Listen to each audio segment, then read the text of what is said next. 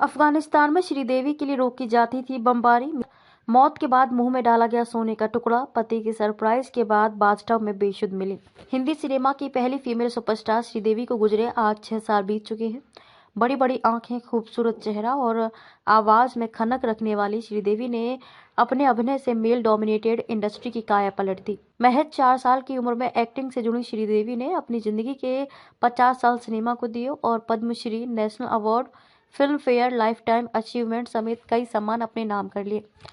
24 फरवरी 2018 को जब दुबई से अचानक खबर आई कि श्रीदेवी नहीं रही तो कोई यकीन ही नहीं कर सका। वो भतीजे की शादी के लिए दुबई पहुंची थी। अगले दिन उनके पति बोनी कपूर भारत लौट आए थे, लेकिन श्रीदेवी नहीं रुकी थी। इसी बीच बोनी अचानक उन्हें सरप्राइज देने पहुंच गए। वो बहुत खुश थी।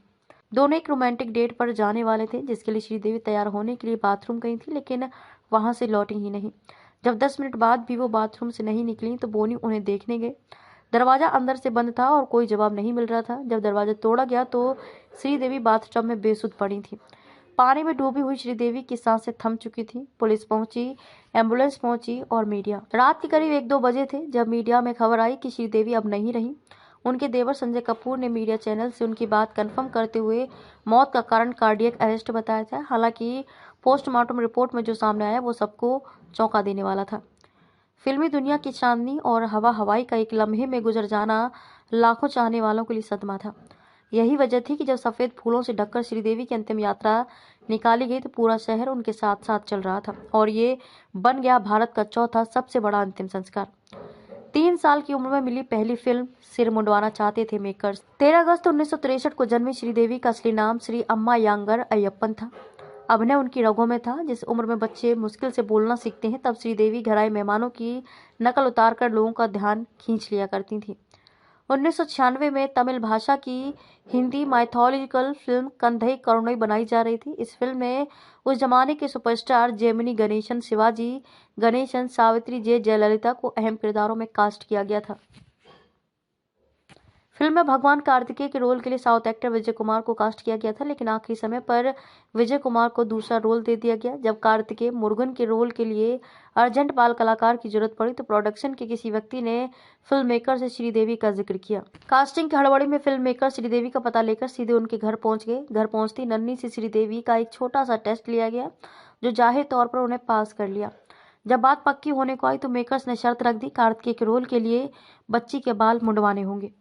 अब भला 3 साल की बच्ची इसका क्या मतलब समझती, लेकिन उनकी मां अड़ गई कि बाल नहीं कटने देंगी, तो वो लोग कार्तिकेय का लुक बदलने के लिए राजी हो गए। फिल्म कंधन करुणई 1967 में रिलीज हुई। तब श्रीदेवी 4 साल की हो चुकी थी।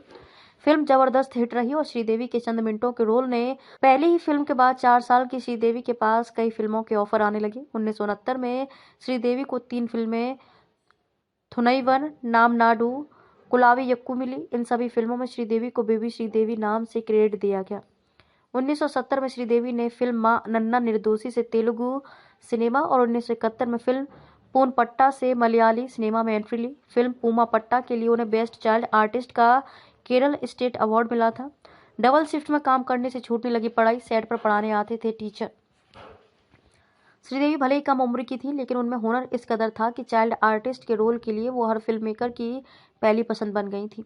यही वजह थी कि वो सालाना 2, 3, 4 फिल्मों में नजर आती थी। इतनी फिल्मों के लिए बेबी श्रीदेवी को डबल शिफ्ट में काम करना पड़ता था। आधे दिन एक फिल्म की शूटिंग पर जाना होता था और फिर दूसरी फिल्म के लिए निकल पड़ती थी। शूटिंग के चलते श्रीदेवी का पढ़ाई से मन हटने लगा था, जिससे उनके माँ बाप चिंतित रहने लगे थे।